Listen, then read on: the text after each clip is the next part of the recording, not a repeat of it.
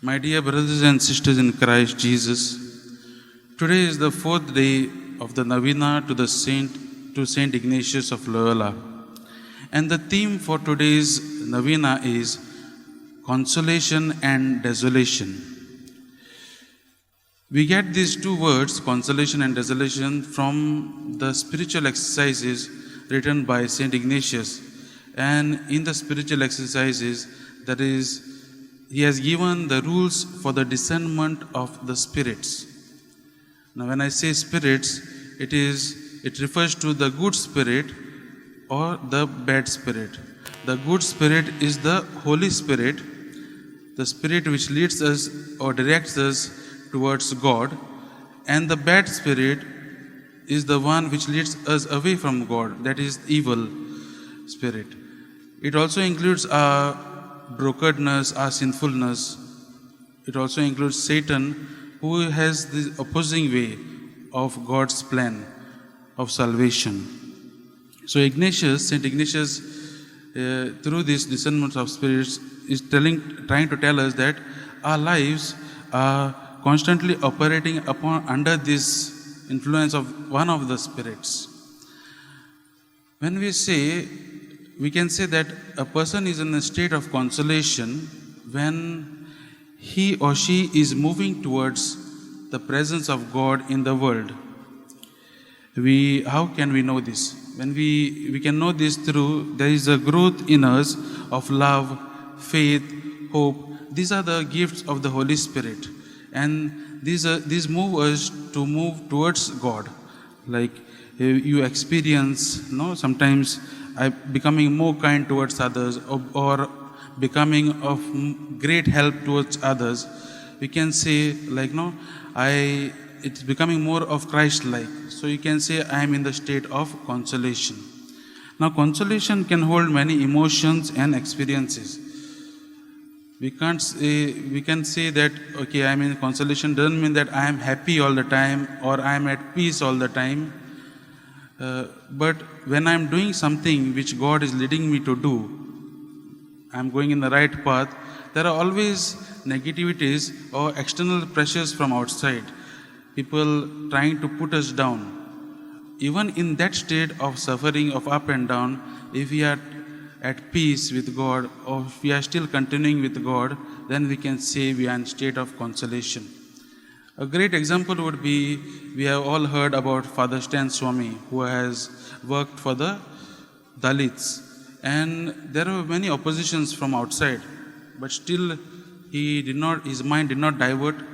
He found peace with God. And even if we see when he was in the prison, if you see his writings, it has some deep personal touch with God, and we can feel that. We can say a person is in a state of desolation when he or she moves away from the presence of God. And we come to know this through when there is a growth within us of resentment, ingratitude, selfishness, fear, doubt, and our lives become more self-obsessed and gloomy. Desolation also holds emotions and experiences. Sometimes we try to divert our minds, just from God. So we are trying to, in the state of desolation, we resist ourselves from God, and we move on the other path of the evil spirit or the false spirit. It is sometimes difficult to determine which way we are going, whether we are in state of consolation or desolation. And the best way is to understand this is prayer. Okay, through prayer. We recite the rosaries, we go for mass and all.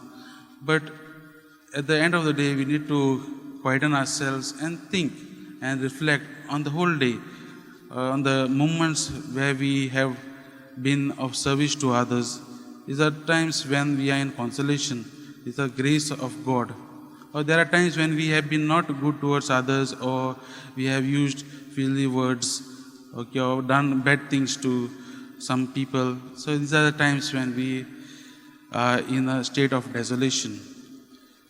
My dear brothers and sisters, today we celebrate the feast of Saint James.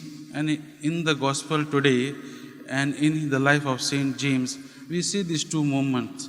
In the gospel, we see his mother comes and asks Jesus, and we see the mother is asking for the power or a place to be set. They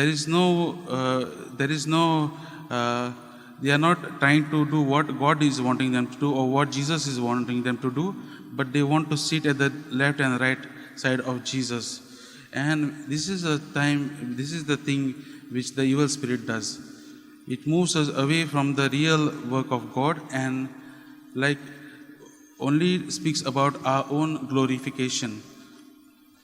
So, and this is a state when others also, we bring negativity towards others also. The other 10 disciples also are angered with this attitude, of asking for the place to sit at the left and right.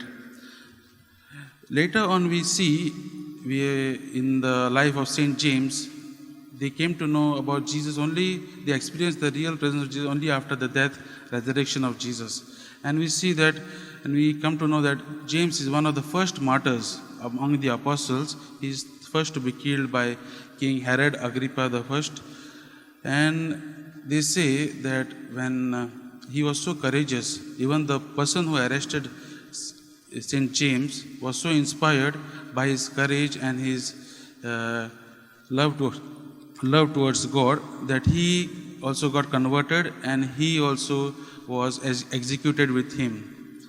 So, my dear brothers and sisters, as we are reflecting on this theme of consolation and desolation and on the life of St. James, let us reflect on our own selves. Let us ponder on our own selves, whether we are moving towards God or whether we are given easily to the temptations of the evil spirit.